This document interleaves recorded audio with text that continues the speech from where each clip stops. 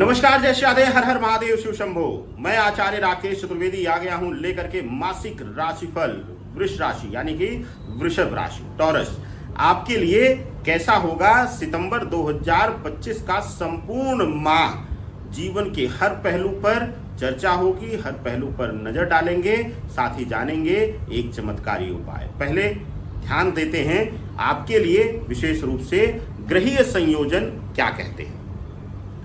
वृषभ राशि वालों के लिए द्वितीय भाव में गुरु बैठे हुए रहेंगे, तृतीय भाव में शुक्र रहेंगे, शुक्र गोचर भी करेंगे। चतुर्थ भाव में जो है सूर्य बुध केतु विराजमान रहेंगे, जिसमें सूर्य और बुध का गोचर मध्य माह आते आते रहेगा। पंचम भाव में मंगल विराजमान रहेंगे, जो कि गोचर करके छठे भाव में शत्रुघ्न भाव में चले जाएंगे। और जो विशेष रूप से जब दसम भाव में जो है राहु रहेंगे और एकादश भाव में जो है शनि विराजमान रहेंगे। इसी पर आधारित होगी हमारी गणना और गोचर के साथ बहुत सारे परिवर्तन आएंगे, उन पर भी हमारा ध्यान रहेगा। सबसे पहले बात करते हैं स्वास्थ्य की।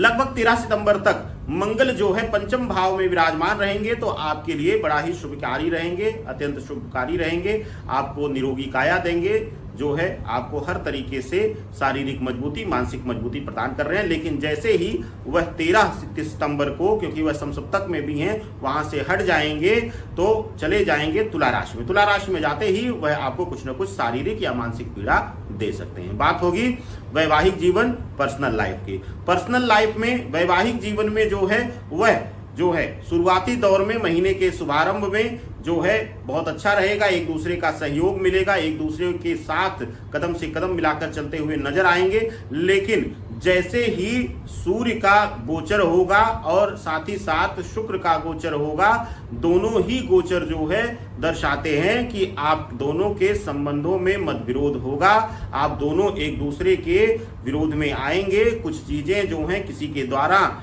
आपके रिश्ते में भ्रम फैलाया जाना, किसी के द्वारा रिश्ते में दूरियां लाने का प्रयास किया जाना, यह भी देखा जा सकता है, षड्यंत्र हो सकता है। अगर नए नवेले संबंध में हैं तो संतान संबंधी प्रयास 13 तारीख के बाद आप कर सकते हैं, सफलता मिल जाएगी संतान के सुख से संबंधित।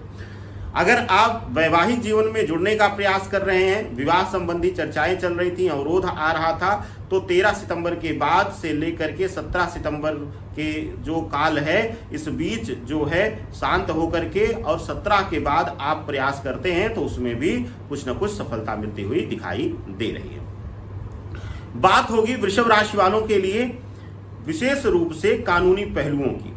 कानूनी रूप से यह जो महीना रहने वाला है, वह अगर कोई पुराना केस चल रहा था तो उसमें आपको तनाव मिलेगा। कुछ चीजें आपके विरोध में भी आ सकती हैं, आपके जो है विपक्ष को लेकर के मजबूत कर सकती हैं। लेकिन मध्य आते आते जो है मंगल छठे भाव में गोचर करते हुए और सूर्य का गोचर होते हुए, केतु से मुक्त होते हुए, यह दर्शाता है कि आप जो है विशेष रूप से कानूनी अड़चनों से बाहर निकलने का कोई ना कोई रास्ता पा जाएंगे। कोई ना कोई आपके साथ खड़ा हुआ आपको मिल जाएगा। बात आर्थिक दृष्टिकोण से नौकरी पेशा और रोजगार के लिए। नौकरी पेशा लोगों के लिए यह महीना बहुत ही उत्तम रहने वाला है। नए परिवर्तन आपसे करा रहे हैं।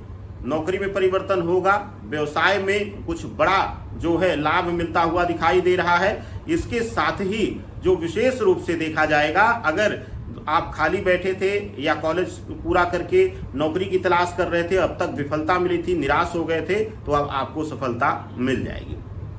बात करेंगे अब नौकरी के बाद विशेष रूप से भूमि भवन और वाहन सुख के कारण और आर्थिक रूप से यह महीना जो है मजबूती देने वाला रहेगा।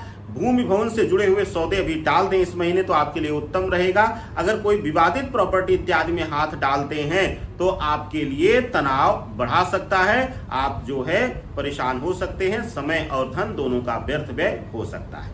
अब बात करते हैं वृषभ राशि वालों के लिए सितंबर महीने में समस्याओं से बचने के लिए क्या करें उपाय।